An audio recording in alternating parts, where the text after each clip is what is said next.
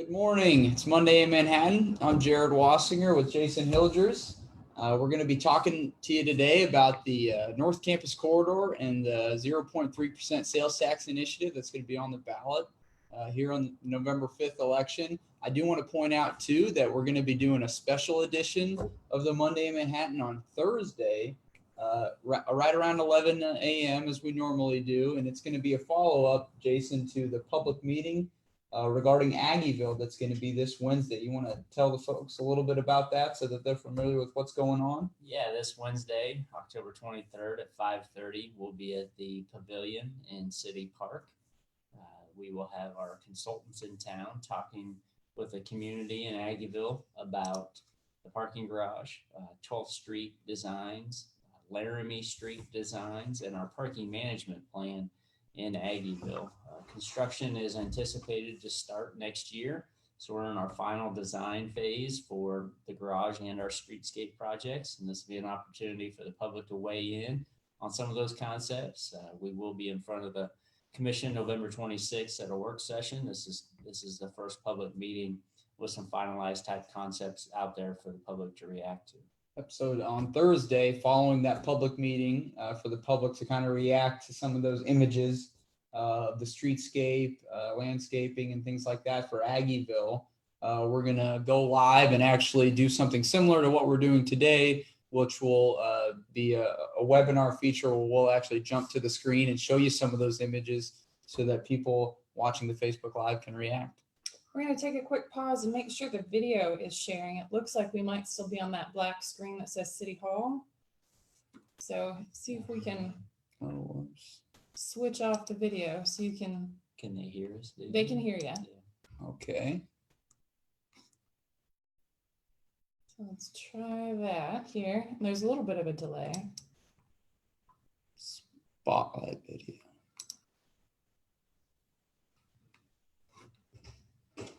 Is that showing? Probably going to be a There's 20 still second about a 20 delay. second delay. So let's keep. Well, that's probably it. Okay. So let's keep going. Okay. Well, we're going to share the screen though now and kind of start jumping into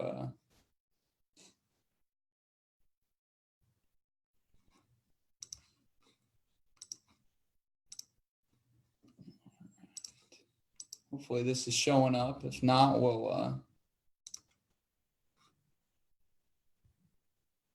you can let us know. But yeah, we're going to jump into the North Campus Corridor portion of this. As we've been mentioning throughout a lot of our Monday in Manhattans these last couple of weeks, on the November election, on the 5th, there's going to be a special question for the voters of Manhattan to vote on the 0.3 sales tax initiative that's going to be dedicated to funding 6 major projects in the community: the Manhattan Levee, airport runway reconstruction, Aggieville improvements, the North Campus Corridor that we're going to talk about today, as well as the Douglas Recreation Center and the city maintenance facility as a portion of that.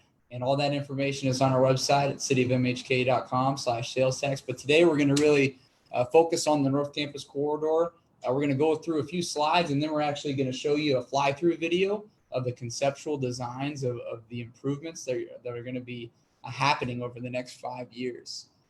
But as a little understanding, the North Campus Corridor, as we call it, really encompasses Kimball Avenue, as well as College, Denison, and North Manhattan Avenues that are adjacent to Kansas State University, the Kansas State Foundation, the National Bio and Agro Defense Facility that's under construction currently at the corner of Kimball and Denison.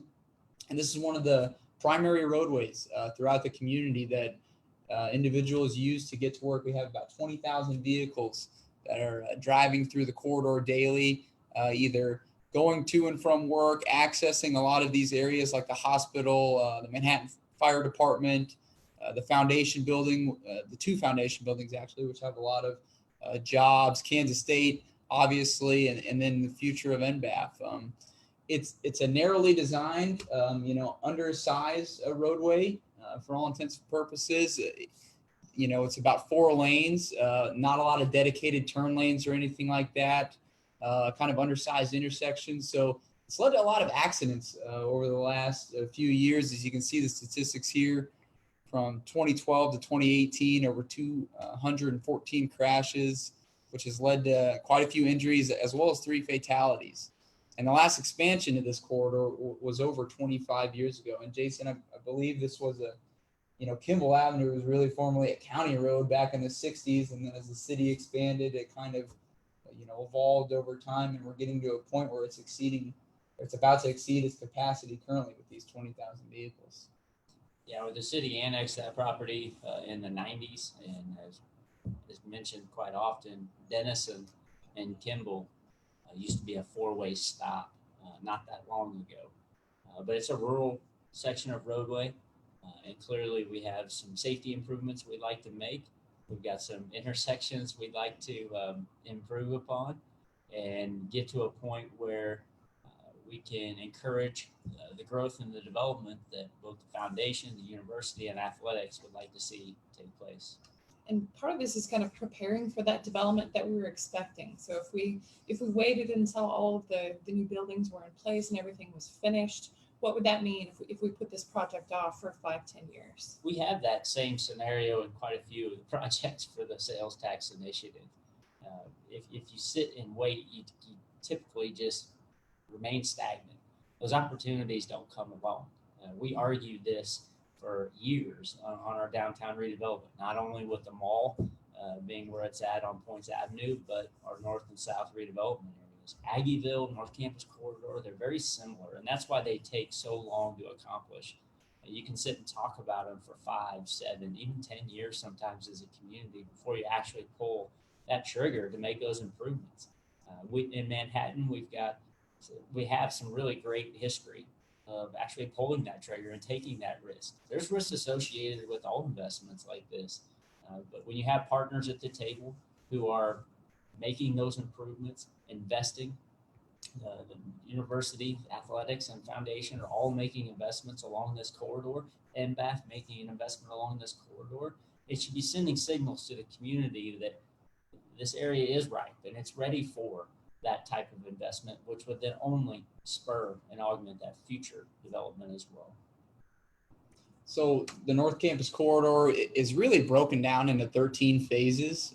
We won't go into specific detail of each phase, but we've kind of broken them down by location here and the cost estimates associated with those improvements. And it comes at a price tag of about $43 million of the remaining phases. We have kind of started a lot of those phases. The first 4 phases really had to deal with Marlatt Avenue and North Denison, Denison Avenue north of Kimball Avenue, that really connected Marlatt to Tuttle Creek Boulevard and then back down to Kimball. That was a roadway expansion that occurred. And folks have noticed that was actually a project with the county because Marlatt is partially a county roadway. So we did that. North Manhattan Avenue, as many of you know, is closed right now and under construction. That's an initial phase of that area that's being expanded right now. And then we're in the process of that first phase we're going to kick off. This winter will be the College Avenue and Kimball Avenue expansion, as well as some Kimball Avenue roadway improvements.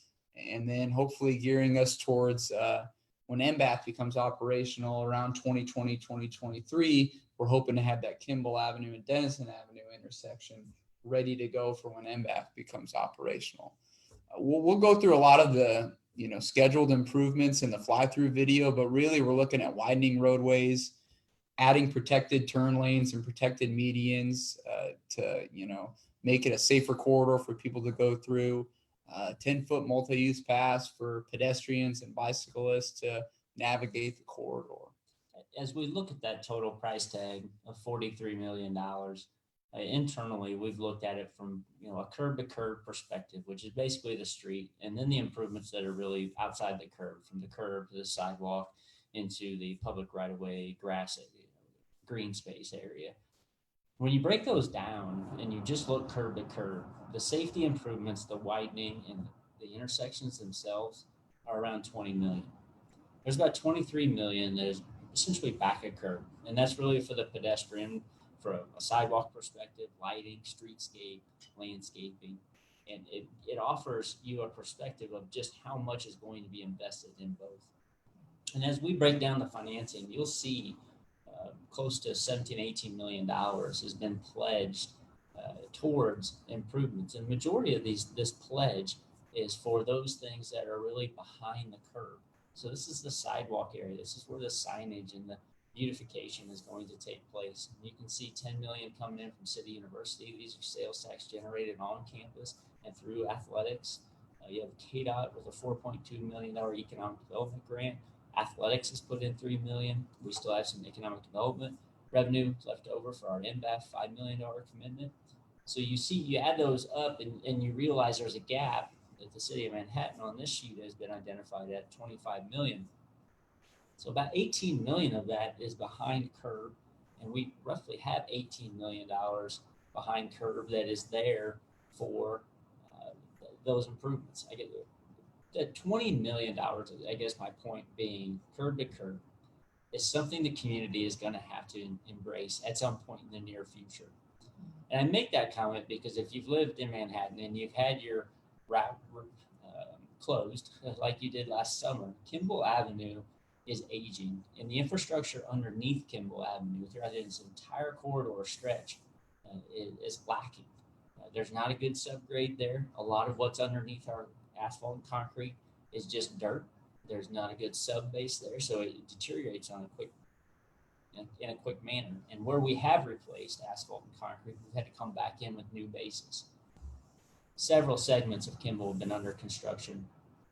This area from College to North Manhattan along this corridor will have to be replaced at some point. It's a $20 million investment the community is going to make in the next 5 to 7 years. If we come in with this funding formula and the improvement strategy to improve not only curb to curb, but behind, we can leverage these funding sources to move forward with the full package of improvement. We do have a question about some of the safety aspects of this, and we might not have all the details. They were wondering specifically about the more severe crashes.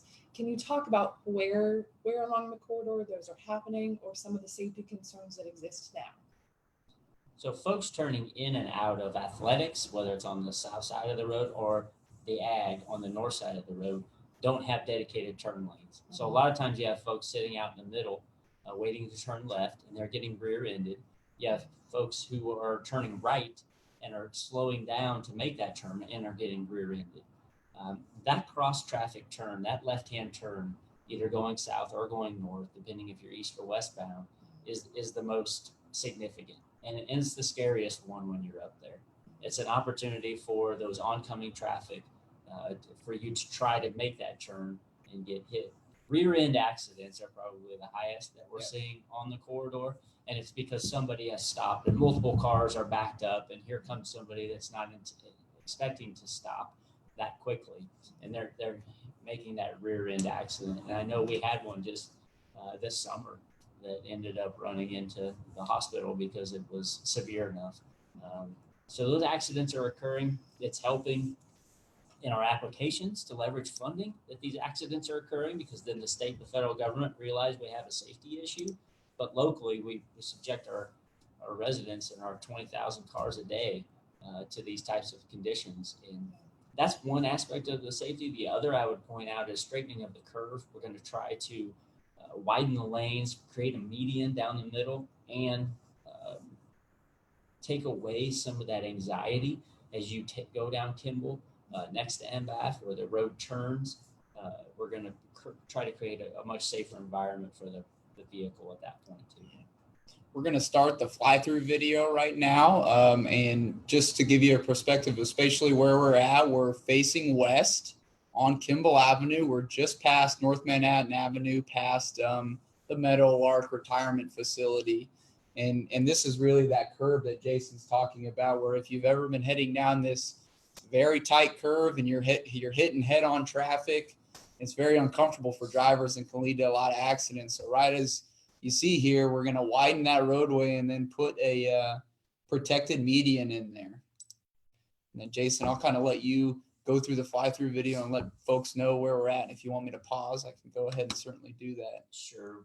We have sidewalks on the south side. We'll be adding them on the north, and you can see the new light poles with some banners and the median here that we're addressing at the entry of NBAF. The entry at NBAF will remain a three-way intersection, but we will create the median down the middle to separate that traffic.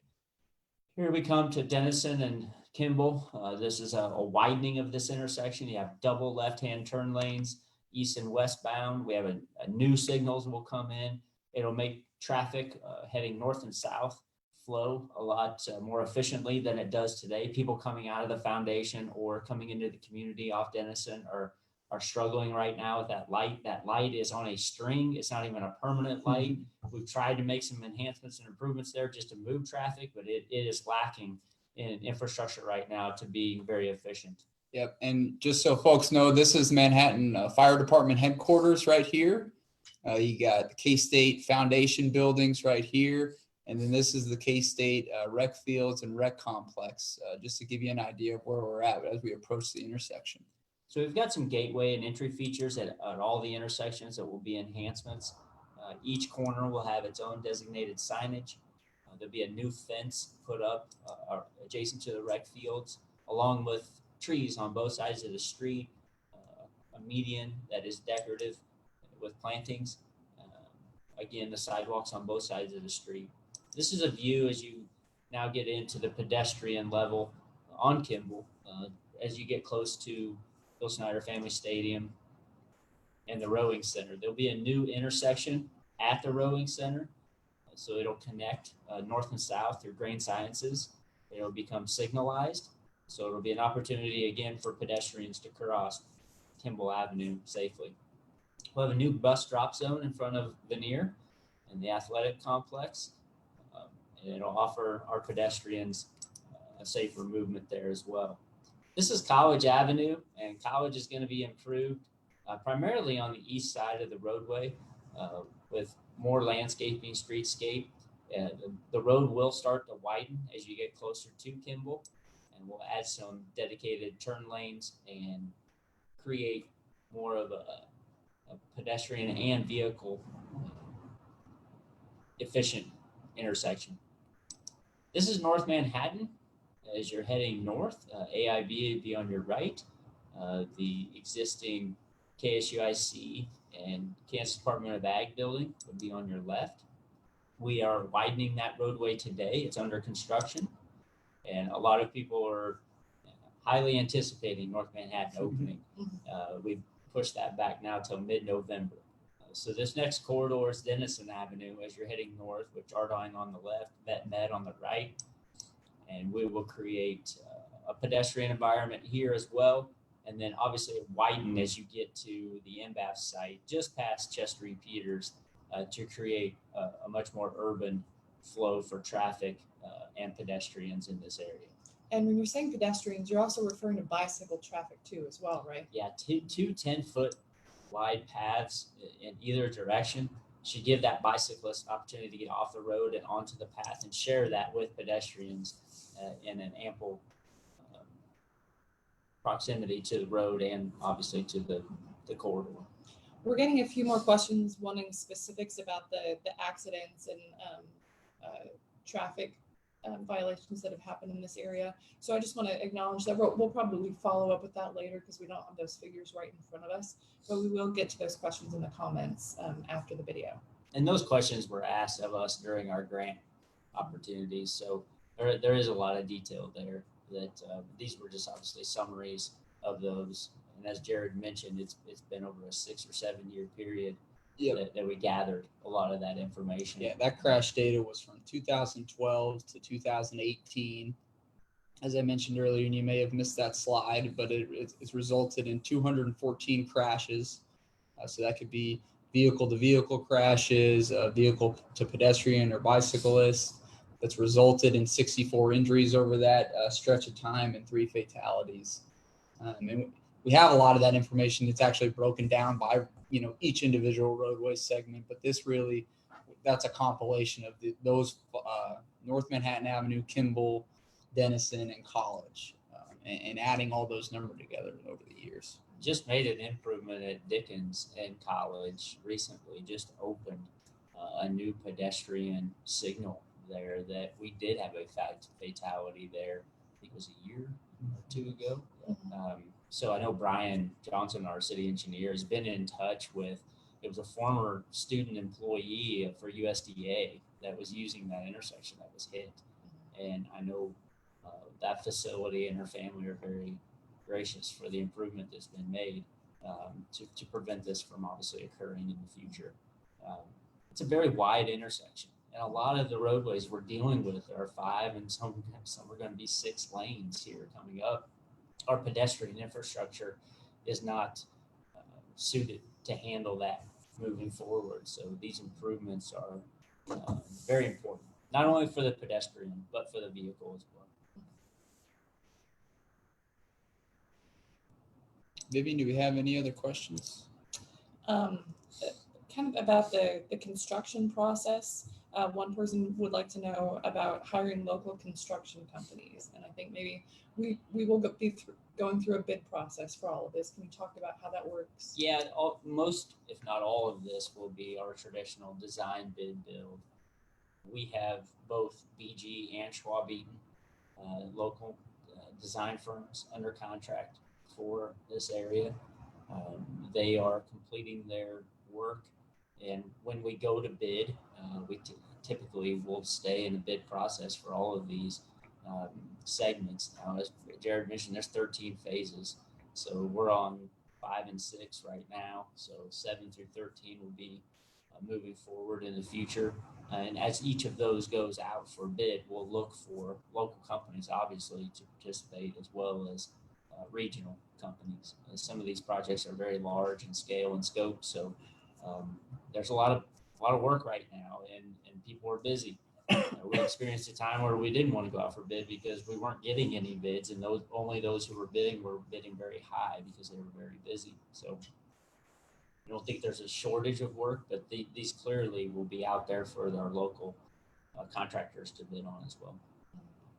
So as this project relates to the sales tax, can you talk about if the sales tax initiative on November 5th does not pass, what does that mean for this particular project? Yeah, these segments of roadway, and that's why I brought up the $20 million in terms of roadway improvements that the community would have to embrace over the next 5 to 7 years.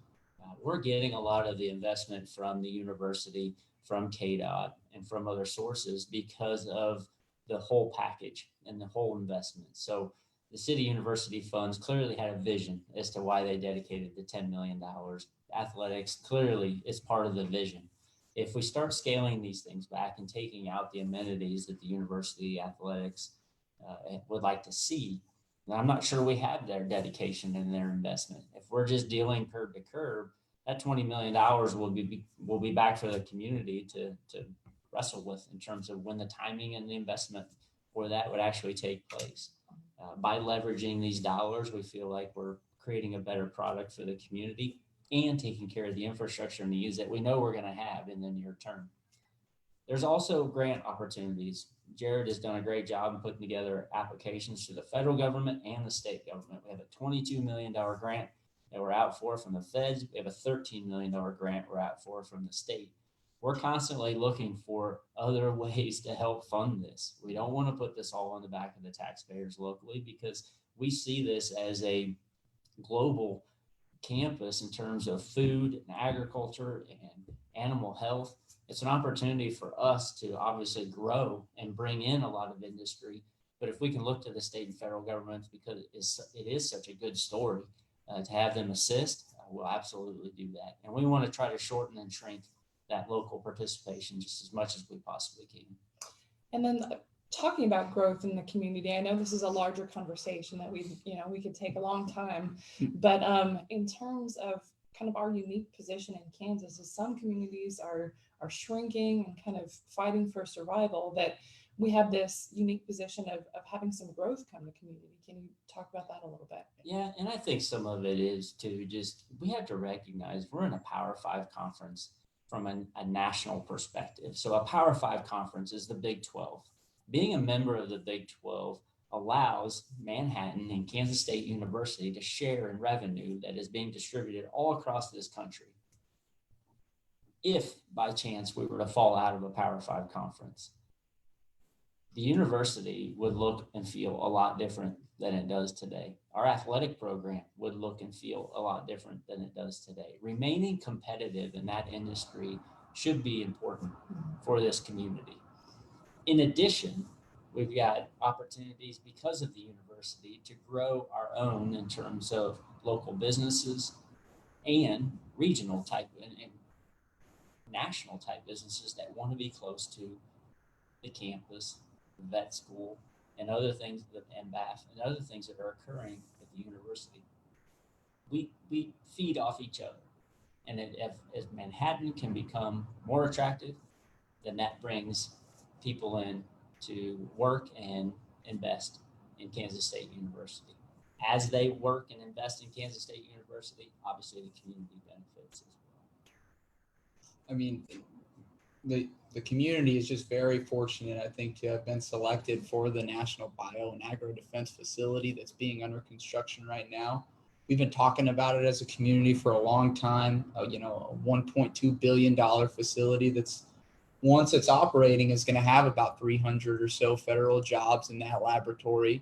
But we've been talking about it over time, about the anticipated growth that can actually come from that and realizing it. And I don't think it's maybe possible for the community for that to just happen. So we're making these investments in that corridor so that Kansas State University can capitalize on that growth, so that we're talking about these local private companies that can come in and hopefully locate with what the K-State Foundation is doing for their office space, as well as laboratory space, to really capitalize on that. So we're in a unique opportunity, and this is a corridor too that is just vital to the community of itself.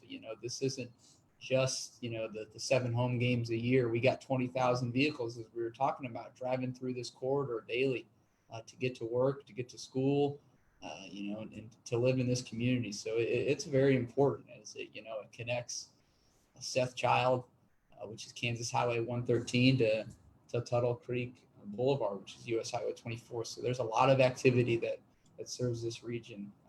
And then one of the benefits of this project from a regional perspective is that sales tax focus, where you're going to have over a quarter of these funds over the next 30 years that's going to help pay for these improvements come from people who don't necessarily live in the community and pay property taxes.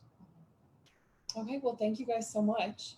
All right, we'll wrap it up, but then we'll be back on Thursday at around 11 to talk about how the Aggieville public meeting went and share some of those concepts for some of the streetscapes design. So have a great week. And will you remind people if they want to attend that meeting, Yeah. when and where? Yeah, 5:30. We're at the pavilion again at City Park. It'll be a come and go, so anytime between 5:30 and 7, And we'll be that's, available for questions or comments. and that's this Wednesday. Yes. 23rd. All right. Thanks. Have a great week.